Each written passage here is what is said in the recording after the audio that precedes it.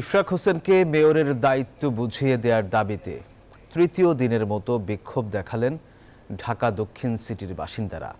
শনিবার সকাল থেকে নগর ভবনের সামনে অবস্থান নেন তারা। লং মার্চ করে তারা সচিবালয়ে ঢোকারও চেষ্টা চালান। পুলিশ বাধা দিলে বিশৃঙ্খলা না করে সরে যান আন্দোলনকারীরা। জানান, দাবি আদায় না হলে নেওয়া হবে কঠোর কর্মসূচি।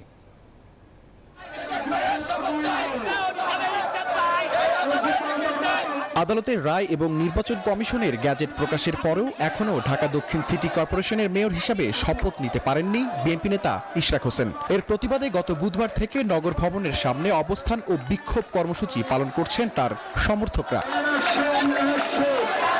শনিবার তৃতীয় দিনের মতো নগর ভবনের সামনে জড়ো হন তারা। সেখান থেকে মিছিল নিয়ে 0 পয়েন্ট প্রেস ক্লাব হয়ে সচিবালয়ে প্রবেশের চেষ্টা চালান আন্দোলনকারীরা। তবে পুলিশ বাধা দিলে বিশৃঙ্খলা ছাড়াই সেখান থেকে সরে যান তারা।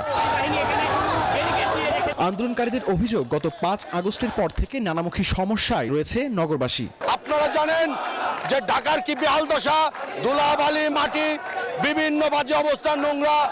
বান্ডেল থাকলে প্রতি সেনমানিতে টাকা বাঁচবে।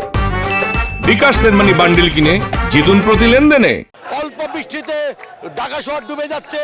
এই ভয়ানক অবস্থা থেকে পরিত্রাণের জন্য আমরা মনে করি জননেতা ইঞ্জিনিয়ার ইশরাক হোসেনকে অতি দ্রুত তার পদে বহাল রাখার জন্য যত সম্ভব জনতার মেয়র ইশরাক হোসেনকে তার প্রাপ্যটা তাকে বুঝাই দেওয়া হোক।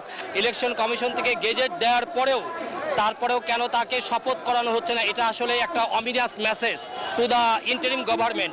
তারা জানান, এই কর্মসূচি চলমান থাকবে। রোববার সকাল 10টা থেকে আবারও নগর ভবনের সামনে অবস্থান নেবেন তারা।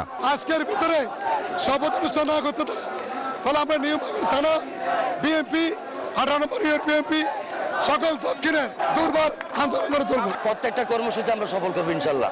2020 সালের ভোটের ফলাফল অবৈধ ঘোষণা করে চলতি বছরের 27 মার্চ রায় দেন নির্বাচনী ট্রাইব্যুনাল। রায়ে ইশরাক হোসেনকে ওই নির্বাচনে বিজয়ী ঘোষণা করা হয়। এরপর গ্যাজেট প্রকাশ করে নির্বাচন কমিশন। শাহরিয়ার কবির, নিউজ 24, ঢাকা।